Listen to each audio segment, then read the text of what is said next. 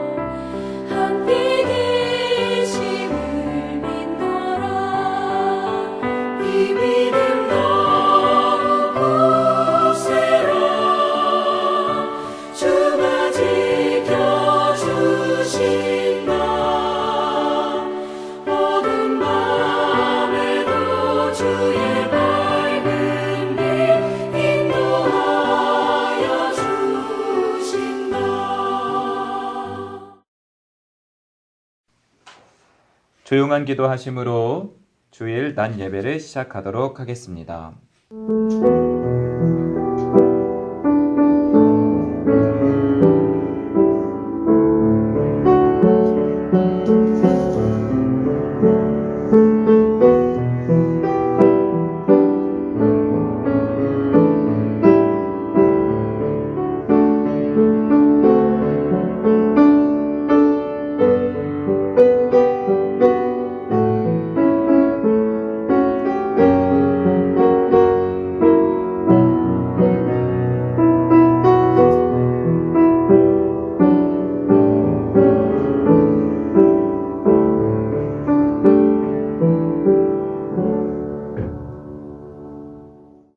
사순절 제5주 주일입니다.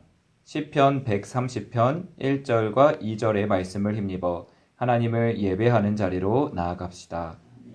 여호와여, 내가 깊은 곳에서 주께 부르짖었나이다.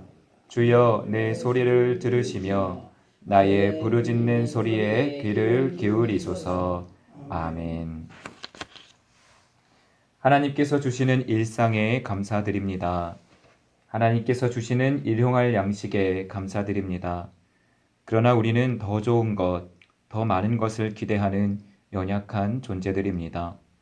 주님께서 주시는 어떠한 것에도 만족할 수 있는 큰 믿음을 주시옵소서. 오늘 주님께서 허락하신 이 예배의 시간에 감사하며 우리의 마음을 담아 올려드릴 수 있는 귀한 예배가 되게 하옵소서. 예수님의 이름으로 기도합니다. 아멘. 찬송가 43장을 함께 찬양하겠습니다.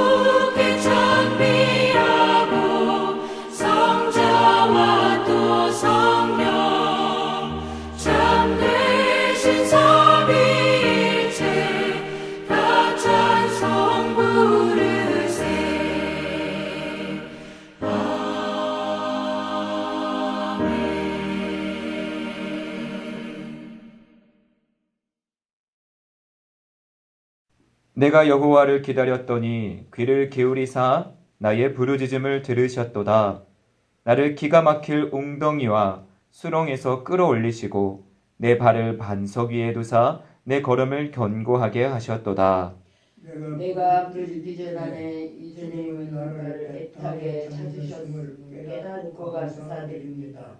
선한 목자이신 예수님은 양을 포기하는 법이 없으심을 꼭 의지합니다. 주여 회개할 때 웅덩이와 수렁에서 우리를 건져 올려 주시옵소서. 우리를 반석 위에 두사 발을 견고하게 하여 주시옵소서. 아멘. 회개의 기도를 함께 드립니다.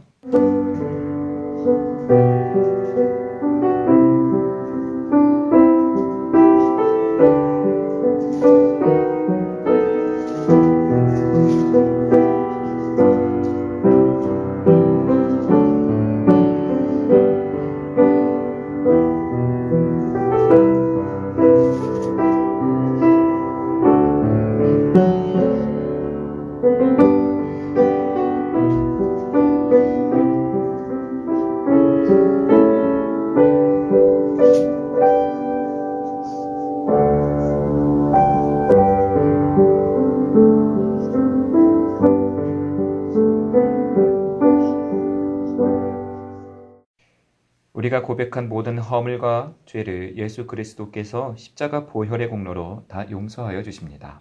아멘. 성시 교독은 교독문 128번, 사순절 5번입니다.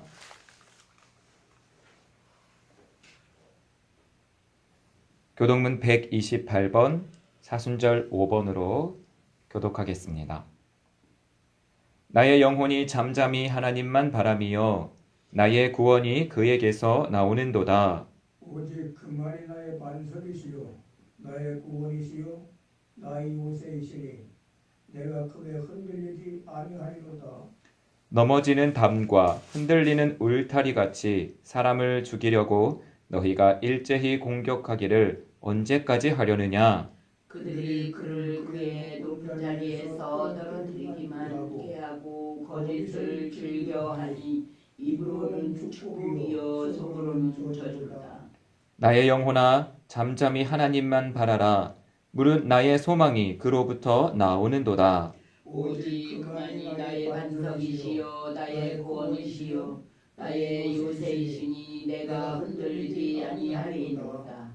나의 구원과 영광이 하나님께 있으며 내 힘의 반석과 피난처도 하나님께 있도다. 백성들아 스스로 그를 의지하고 그의 앞에 마음을 두어라. 하나님은 우리의 피난처시로다. 아멘. 찬송가 2장을 함께 찬양합니다.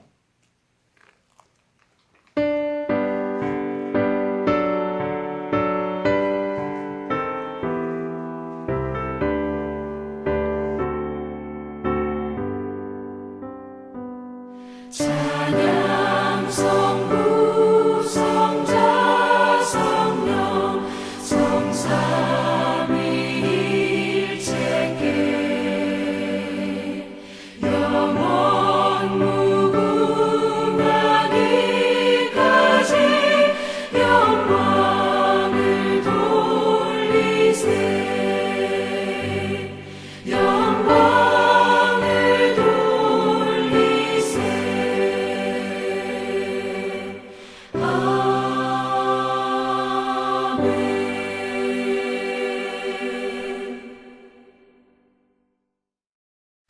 합심으로 기도하도록 하겠습니다. 기도하실 때에 코로나19로 인해 육신의 고통과 경제적 고통을 당하는 모든 이들의 회복과 안정과 평화를 위하여, 개학을 앞두고 있는 교사와 학생들의 안전을 위하여 안정을 되찾고 교회에서 예배할 수 있는 날이 하루빨리 올 수 있도록 방송 예배를 통하여서도 동일한 은혜와 감동과 깨달음이 있을 수 있도록 함께 기도하여 주시기를 바랍니다. 기도하겠습니다.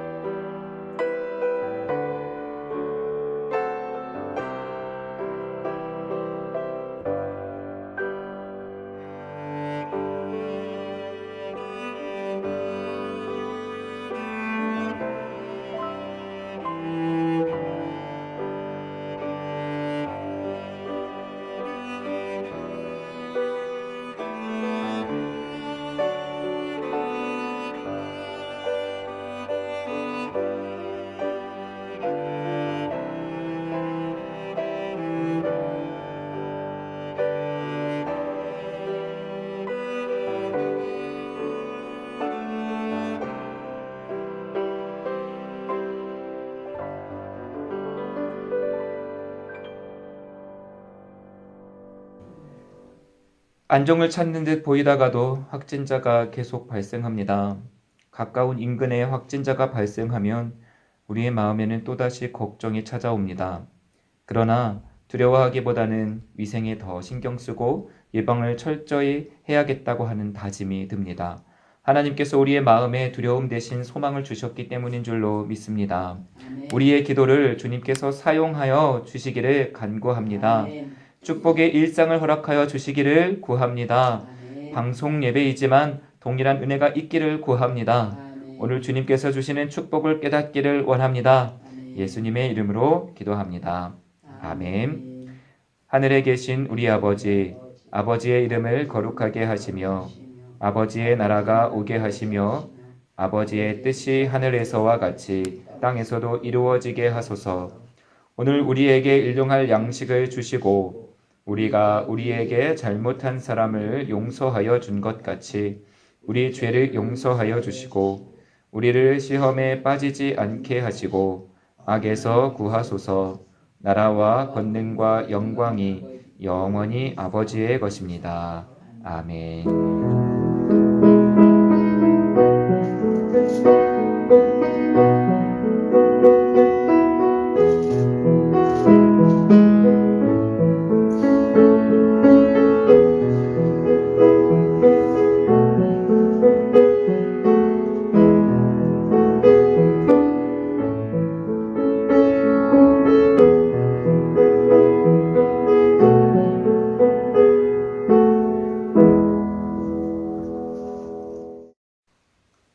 찬송가 295장을 함께 찬양하겠습니다.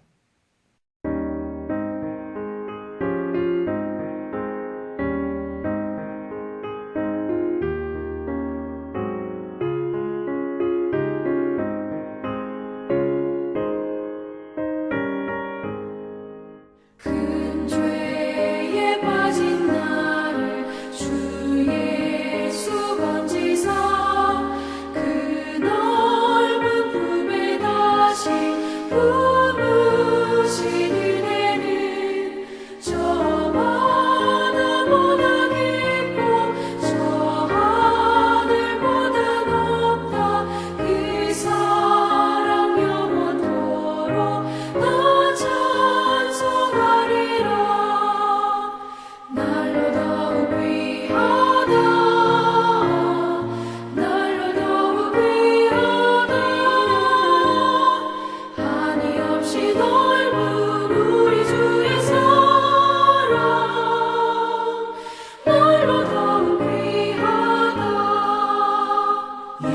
옛날에 유대 땅에 주 예수 다닐 때 그 은혜 받으려고 큰 문이 모였네. 문 먼저 병든 자를 다 고쳐주셨으니 나 같은 죄인까지 그 은혜 받도다. 날로 더욱 귀하다. 날로 더욱 귀하다. 한이 없이 넓은 우리 주의 사랑. 날로 더욱 귀하다.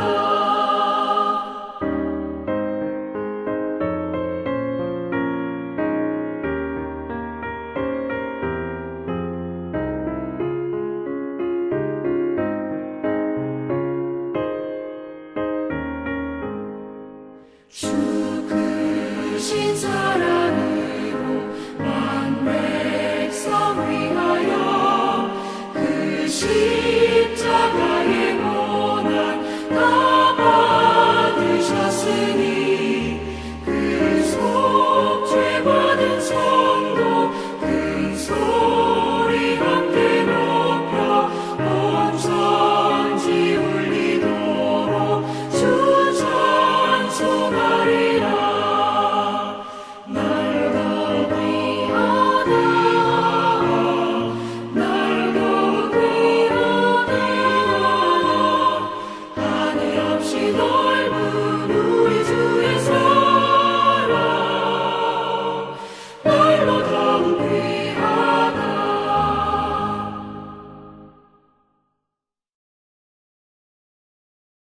오늘 하나님께서 주시는 말씀은 요한복음 11장 39절에서 45절까지의 말씀입니다. 신약성경 166쪽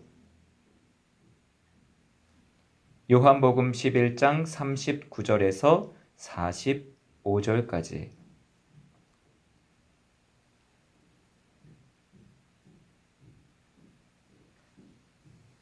교독하시겠습니다. 예수께서 이르시되 돌을 옮겨 놓으라 하시니 그 죽은 자의 누이 마르다가 이르되 주여 죽은 지가 나흘이 되었음에 벌써 냄새가 나나이다. 예수께서 이르시되 내 말이 내가 믿으면 하나님의 영광을 보리라 하지 아니하였느냐 하시니 돌을 옮겨 놓으니 예수께서 눈을 들어 우러러 보시고 이르시되 아버지여 내 말을 들으신 것을 감사하나이다. 항상 내 말을 들으시는 줄을 내가 알았나이다. 그러나 이 말씀하옵는 것은 둘러선 무리를 위함이니 곧 아버지께서 나를 보내신 것을 그들로 믿게 하려 함이니이다. 이 말씀을 하시고 큰 소리로 나사로야 나오라 부르시니 죽은 자가 수족을 배로 들인 채로 나오는데 그 얼굴은 수건에 예수께서 이르시되 그로 놓아 다니게 하라 하시니라. 함께요. 마리아에게 와서 예수께서 하신 일을 본 많은 유대인이 그를 믿었으나 아멘. 봉헌 시간입니다. 준비하신 예물을 하나님께 봉헌 드리겠습니다.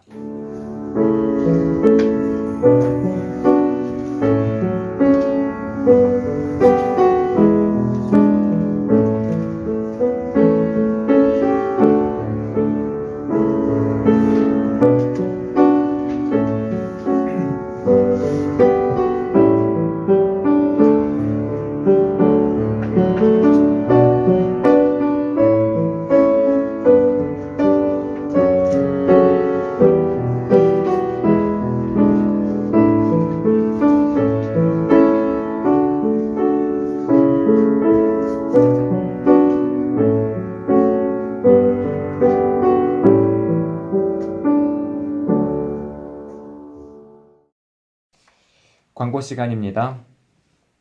사순절 기간입니다. 하나님의 사랑과 예수님의 고난을 계속해서 묵상하시기 바랍니다. 다음 주도 방송 예배를 드립니다. 대림동에서 또 한 명의 확진자가 발생하였습니다. 하루빨리 교회에서 예배 드릴 수 있는 안정이 찾아올 수 있도록 기도하시기 바랍니다. 오늘 사순절 성경 통독 범위는 마가복음 1장에서 8장입니다. 이번 주 미화는 심화평 성도 생일 감사로 담당하였습니다. 오늘이 생일입니다. 생일 축하드립니다. 다음 주 미화 담당은 성미수 사모님입니다. 드려진 예물과 오늘 설교 말씀을 위해서 기도하도록 하겠습니다. 하나님께 예물 드려 감사를 표합니다. 마땅히 드려야 할 예물임에도 우리는 하나님이 주시는 복을 또 기대합니다. 이 예물 때문이 아니라 하나님은 자기 백성을 사랑하시는 선한 왕이시니 그 선에 기대어 형통의 복을 기다립니다. 우리의 삶이 하나님께는 사랑스러운 것이 사람에게는 칭송받는 것이 될 수 있도록 복을 내려 주시옵소서. 설교 말씀을 들을 때 우리의 영이 배불러지는 영적인 은혜가 있게 하시옵소서. 예수님의 이름으로 기도합니다. 아멘.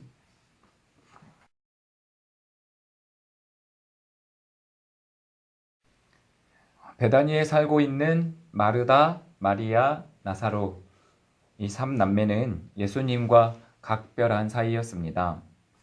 얼마나 가까운지 5절 말씀에 보시면 예수님께서 사랑하셨다라고 기록되어 있습니다. 물론 예수님께서 사랑하지 않은 사람이 없으시겠죠. 하지만 성경에서 이 세 사람의 이름을 콕 집어서 사랑하셨다라고 기록하는 것을 보면 다른 사람들과의 관계와는 더 특별했다고 하는 것을, 예수님의 그 사랑의 마음이 특별했다고 하는 것을 알 수 있습니다. 때로는 선생님 같고, 때로는 부모님 같고, 때로는 친구 같은 그런 사이였을 것입니다. 어느 날 마르다 마리아 자매가 사람을 보내어서 예수님께 다급하게 기별을 하였습니다. 나사로가 병이 들었다고 하는 소식입니다. 왜 이런 기별을 했을까요? 예수님께서 빨리 오셔서 기도해 주시기를 바랬기 때문입니다. 예수님께서 오셔서 고쳐주시기를 바랬기 때문입니다. 예수님의 그 병 고치시는 능력을 의지해서 기별을 한 것이지요. 기별한 후에 예수님이 오늘 오시나 내일 오시나 목이 빠져라 기다렸을 것입니다. 각별한 사이이니 사랑하시는 분이시니 얼른 오셔서 고쳐주실 거라고 기대했습니다. 예수님이 오시기도 전에 이 나사로가 죽게 될 거라고는 생각지 못했습니다. 그러나 예수님은 시간 내에 도착하지 못하셨습니다. 아니요, 예수님은 시간 내에 가려고 계획하지 않으셨습니다. 예수님은 나사로가 죽은 지 이미 나흘이나 지난 다음에야 도착하셨습니다. 사실 예수님에게는 다른 계획이 있었습니다. 나사로의 죽음으로 인하여 오히려 하나님의 영광이 드러나게 될 것이라고 말씀하셨습니다. 능력으로 다시 살리실 작정이었으니 예수님은 느긋했던 것이죠. 그런데요, 그것은 예수님만 그렇지 그걸 알 리 없는 마르다와 마리아는 그렇지 못했습니다. 예수님의 믿음과 사람의 믿음 사이에는 엄청난 차이가 있어서 그들은 예수님의 생각과 행동을 다 이해할 수가 없었습니다. 예수님은 그곳에 도착해서 나사로의 무덤 앞으로 가셨습니다. 그리고는 사람들에게 돌문을 열어놓으라고 말씀하십니다. 마르다는 깜짝 놀라서 예수님께 아니 나사로가 죽은 지 나흘이나 지나서 냄새가 납니다 라면서 망설입니다. 나사로가 보고 싶었다면 죽기 전에 와서 기도해 주셨어야지. 이미 죽은 다음에 나흘이나 지난 다음에 와서 시체를 열어서 보겠다고 하는 것, 그것은 어쩌면 마르다의 마음에는 불결한 행동처럼 보였을지도 모르겠습니다. 이렇게 한 차례 예수님의 명령이 마르다에 의해서 거부되지만 예수님은 멈추지 않으셨습니다. 마르다에게 믿음을 가져라 라는 말을 남기고 다시 명령하십니다. 그랬더니 사람들이 그 무덤 문을 엽니다. 예수님은 하나님께 기도하시고 난 후에 나사로를 향해서 명령하시죠. 나사로야, 나와라. 그랬더니 무덤 안에서 죽은 자가 배에 쌓인 채로 걸어 나왔습니다. 사람들은 묶인 것을 풀어 다니게 하였습니다. 그리고 그곳에서 있던 많은 사람들이 예수님을 믿게 되었습니다. 죽은 자가 살아나는 일보다도 더 엄청난 일이 구약의 에스겔서라고 하는 성경에 기록되어 있습니다.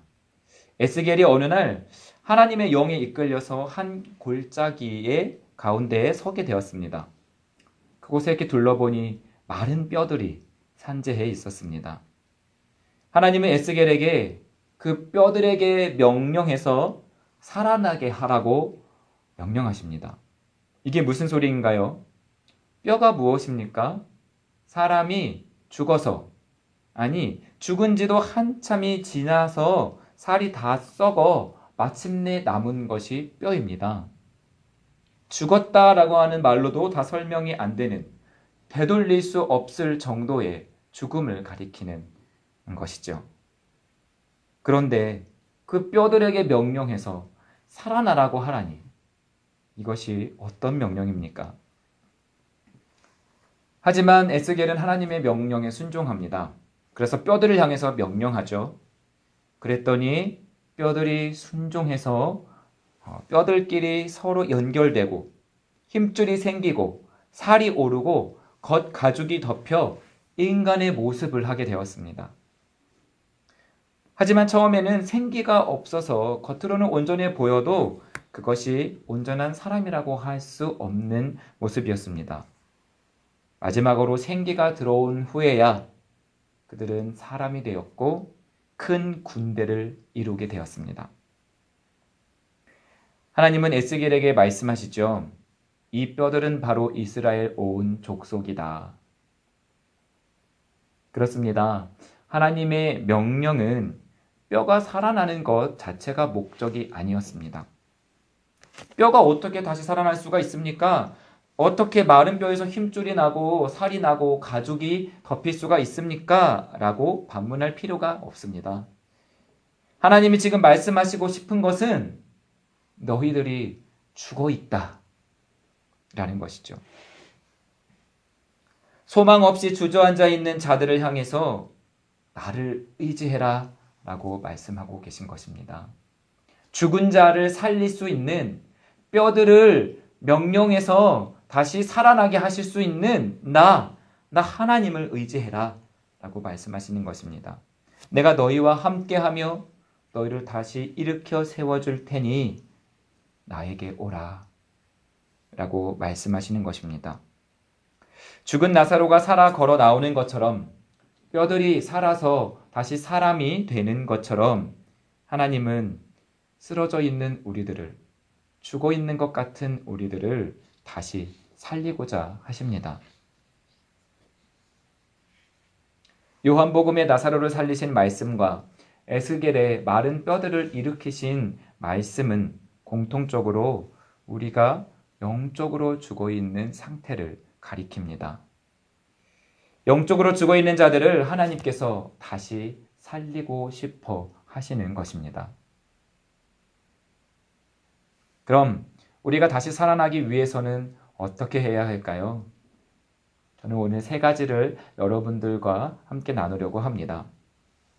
첫째로 성령을 사모하십시오. 성령을 마음에 모셔야 합니다. 로마서에서 사도 바울은 영의 생각은 생명과 평안이다 라고 말했습니다. 히브리어로 영과 생명은 한 단어입니다. 하나님의 영, 즉 하나님의 생기가 우리 가운데에 거하시면 우리는 영적인 존재가 됩니다. 우리가 우리 안에 성령을 모시면 하나님께서 우리를 다시 살리십니다. 우리는 그때 비로소 진정으로 살아있는 존재가 되는 것입니다. 둘째로 하나님을 찾아야 합니다. 살펴본 대로 신구약을 막론하고 성경은 하나님께서 우리를 죽음 가운데에서 살리신다라고 하는 것을 여러 차례 말씀하고 있습니다. 그 중에서도 오늘 함께 읽으신 요한복음에서는요, 그 과정 가운데, 하나님께서 우리들을 살리시는 그 과정 가운데 믿음이 필요하다고 말하고 있습니다. 믿음이 무엇입니까? 어떠한 믿음을 가져야 합니까? 히브리서에 보면 하나님께서는 하나님은 정말로 존재하시는 분이시며 하나님을 찾는 자들에게 상 주시는 분이심을 믿는 믿음, 그 믿음이 있어야 한다고 가르쳐주고 있습니다. 하나님을 찾는 자들에게 하나님은 상 주신다고 하는 믿음, 그 믿음이 우리에게 있어야 합니다. 그런데 하나님을 찾는다고 하는 것은 어떠한 것이죠? 하나님을 찾는 것, 하나님이 누구신지, 하나님은 어떠한 뜻을 가지셨는지, 하나님은 어떠한 성품이신지 이런 것 등을 알기 위해 애써야 한다라고 하는 뜻입니다. 저는 이 말씀을 읽으면서 한편으로는 사람들을 향해서 하나님께서 서운해하시는 마음이 느껴졌습니다. 너희들은 나를 너무 잘못 알고 있다. 남들이 나를 가리켜 하는 말을 그대로 믿을 뿐 나를 알려고 노력하지는 않는구나. 그렇게 말씀하시는 것처럼 들렸습니다. 하나님을 알기 위해 너무 애쓰지 않는다는 겁니다. 안다고 생각하지만 실상은 모르는다는 것이죠. 하나님은 그렇게 우리가 하나님을 찾지 않는 것에 대해서 서운해 하십니다. 히브리서는 히브리인들, 즉 유대인들에게 보내는 편지입니다. 유대인 출신의 그리스도인, 그러니까 원래는 유대인이었는데 예수님을 그리스도라고 믿고 그리스도인이 된 자들, 그들을 향해서 쓴 편지입니다. 유대인이라면 하나님 섬기기를, 하나님의 말씀을 순종하기를 목숨처럼 생각하는 사람들입니다. 그런 그들을 향해서 너희가 하나님을 잘못 알고 있구나 라고 말하고 있는 셈이죠. 하나님을 기쁘시게 하기 위해서는 너희가 처음부터 다시 하나님을 찾아가야 한다 라고 말하고 있습니다. 여러분은 하나님을 얼마나 알고 계십니까? 우리가 하나님을 알게 된 방식은 참 다양하지요. 목사님들의 설교, 신앙 서적, 성경을 직접 읽음으로 또 기도를 통해서 하나님의 계시를 통해서 우리는 하나님을 알아갑니다. 이런 다양한 소리들이 뒤섞여서 하나님의 이미지를 형성합니다. 그래서 그 중에는 어쩌면 하나님과 거리가 먼 이미지들도 있을 수 있습니다. 사람의 지혜로는 하나님을 온전히 다 알 수가 없기 때문이죠. 예를 들어 보겠습니다. 여러분은 예수님이 어떻게 생겼다고 생각하세요? 우리는 예수님을 직접 보지 못해서 상상만 할 수 있을 뿐이지요. 그래서 여러분들이 예수님 하면 떠오르는 이미지는 어떤 이미지입니까? 혹시 얼굴 피부가 고운 새하얀 그리고 금발의 머리를 한 긴 머리를 한 백인 청년을 떠올리지 않으십니까? 하지만 고고학자들은 예수님은 공생애 전에는 몫으로 일하셨기 때문에 얼굴은 햇빛에 그을려서 거칠고 검었을 것이고 근육질 몸매를 했을 것으로 추측합니다. 마찬가지로 하나님은 외형이 없으신 분이거나 직접 본 자가 없기에 그 모양을 알 수 없음에도 우리가 하나님을 생각할 때는 나도 모르게 백발의 할아버지를 떠올리기도 하죠. 단군 할아버지나 제우스 신처럼 말입니다. 그러니 우리는 어떠한 경우라도 확신을 해서는 안 됩니다. 나는 온전히 알지 못한다는 것을 인정하고 끊임없이 하나님을 찾기 위해, 하나님을 알아가기 위해 애써야 합니다. 나에게 잘못 덧씌워진 이미지가 있다면 벗겨내고 성경을 통해서, 성령의 조명을 통해서 진짜 하나님을 찾아가야 합니다. 그것이 히브리서가 말하는 믿음입니다. 세 번째로 믿음으로 하나님께 순종해야 합니다. 나사로가 살아난 것은 누구의 믿음으로 인해서입니까? 마르다의 믿음 때문입니까? 아니면 마리아의 믿음 때문입니까? 아니면 살아있을 때의 나사로의 믿음 때문입니까? 전부 아닙니다. 그들 가운데 어느 누구도 예수님이 죽은 나사로를 살릴 것이라고 믿었던 사람은 없습니다. 예수님은 그리스도시고 살아계신 하나님의 아들이십니다 라고 고백하는 마르다조차도 예수님께서 말씀하실 때에 그것이 마지막 때의 부활을 가리킨다고 생각했고, 마리아는 예수님이 찾아오신 이후에도 나사로의 죽음 때문에 여전히 슬퍼하며 울고 있었습니다. 나사로가 살아난 것은 예수님께서 처음부터 그렇게 작정하셨기 때문입니다. 예수님의 뜻이었기 때문입니다. 하지만 예수님은 계획하신 그 일을 하시기 전에 무언가를 필요로 하셨습니다. 바로 믿음에 따른 순종입니다.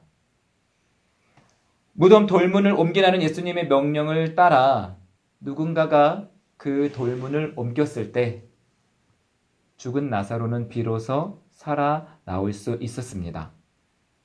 그들 역시도 큰 믿음이 있었던 것은 아닙니다. 하지만 그 작은 믿음을 가지고서 예수님은 기적을 일으키셨습니다. 그 돌문을 옮겼던 사람들이 혹 등 떠밀려서 옮겼다 할지라도 예수님은 그것을 믿음이라고 인정해 주셨습니다. 네가 믿는다면 하나님의 영광을 보리라 라고 하신 예수님의 말씀처럼 믿음이 있어야만 하나님의 영광이 그 현장 가운데 나타날 수 있었던 것이라면 거기서 나타난 믿음이라고는 그것 한 가지밖에 없습니다. 작은 믿음이었지만 그 예수님의 말씀에 순종해서 무덤의 돌문을 옮긴 그 믿음. 그것이 겨자씨 한 알만큼의 믿음입니다. 정말 미약한 믿음이죠.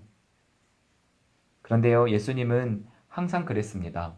예수님은 그 작은 믿음으로도 족하다고 항상 말씀하셨습니다. 마가복음에는요, 귀신 들린 아들을 예수님께 데리고 왔던 한 아버지가 등장합니다. 그는 예수님을 향해서 내가 믿습니다.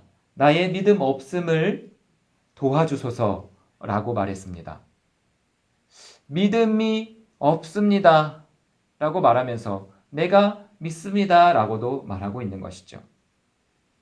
그러자 예수님은 그의 그 미약한 믿음을 보시고 귀신을 쫓아주셨습니다. 스스로 믿음이 없습니다 라고 말하는 그 믿음을, 그 연약한 믿음을, 그 얼마 되지 않는 겨자씨 한 알만큼의 믿음을 예수님께서 보시고 고쳐주신 것입니다. 예수님은 그 정도의 믿음이면 된다라고 안심시켜 주셨습니다. 여러분에게는 어느 정도의 믿음이 있으십니까? 겨자씨만큼의 믿음만 있으면 된다고 하나님께서는 말씀하십니다. 온전히 믿지는 못했지만 말씀을 힘입어서 그 돌문을 옮기는 그 믿음이 있으면 된다고 말씀하십니다. 믿음이 없으면 도와주소서라고 말할 수 있는 그런 미약한 믿음이면 된다고 하십니다. 소망이 없는 자처럼 그렇게 죽어 있는 것처럼 쓰러져 있어도 하나님을 간절히 붙드는 그 작은 믿음, 여러분 그 믿음이 우리들에게 있어야 하겠습니다. 그런 믿음이 있으면 죽은 자를 살리시고 마른 뼈도 살아나게 하시는 하나님께서 우리를 다시 일으켜 세워주십니다. 그 믿음을 가지고 말씀에 순종할 때 우리는 다시 살아나는 기적을 경험할 수 있게 되는 것입니다. 오늘 저는 다시 살아나는 기적을 경험하기 위해서 우리가 해야 할 일 3가지를 말씀드렸습니다. 첫째로는 성령을 마음에 모시기 바랍니다.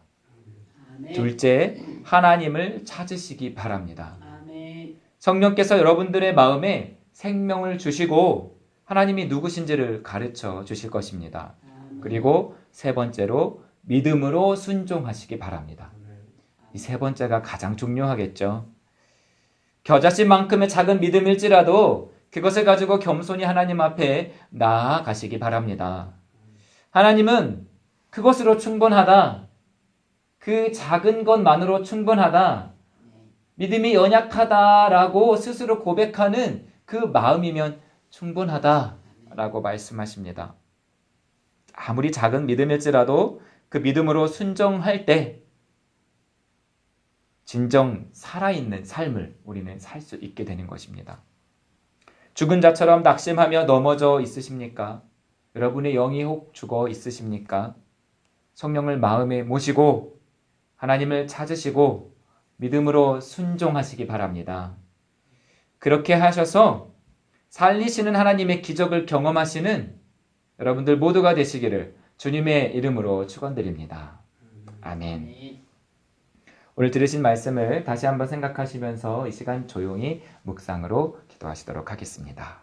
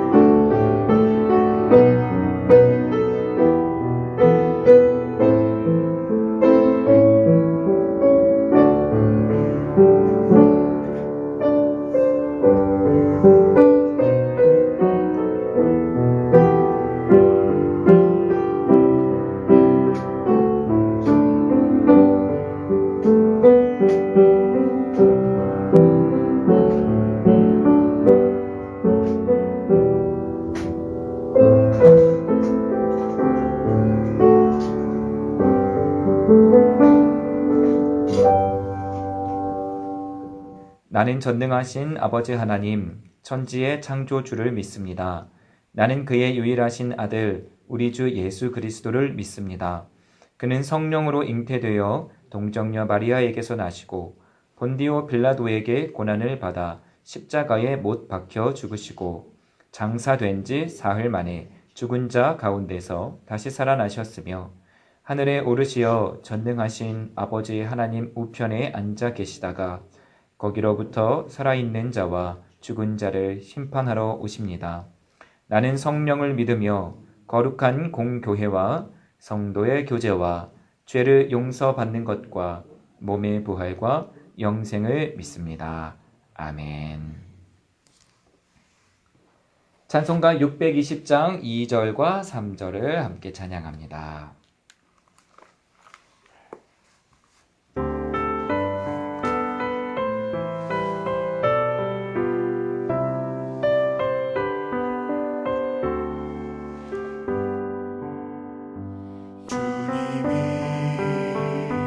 뜻하시니 헤아리기 어렵더라도 언제나 주 뜻 안에 내가 있음을 아노라. 사랑과 말씀들이 나를 더욱 새롭게 하니 때로는 넘어져도 죄무슨 이를 믿노라. 이 믿음 더욱 굳세라. 주가 지켜주신다. 어두운 밤에도 주의 밝은 빛 인도하여 주신다.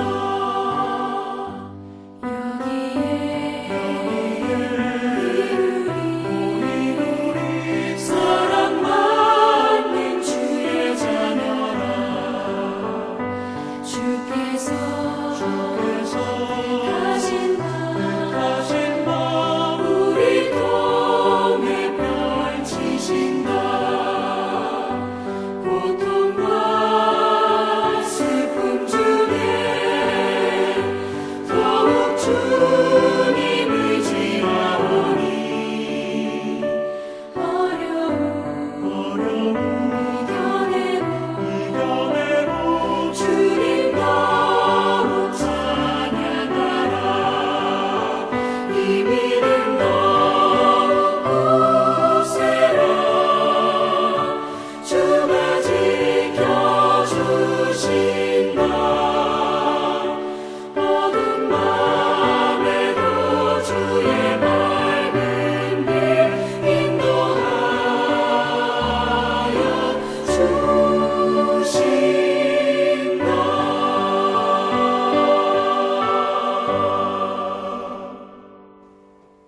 이제는 죽은 자도 살리시는 하나님의 능력과 겨자씨만한 믿음으로 족하다고 가르쳐 주신 예수 그리스도의 은혜와 찾는 자들에게 하나님이 누구신지 가르쳐 주시는 성령의 지혜가 부활의 기적을 이 땅에서 미리 경험하며 살기 원하는 이곳의 모든 자들에게 지금부터 영원토록 함께하여 주시옵기를 간절히 축원하옵나이다. 아멘.